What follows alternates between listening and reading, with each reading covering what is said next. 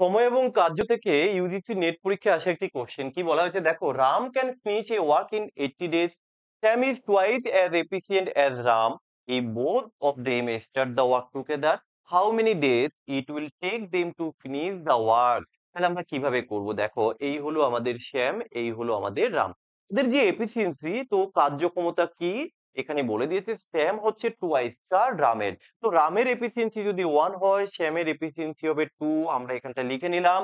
এবার দেখো তারা দুজনে যে কাজ করে সেটা আমরা পরে বের করব।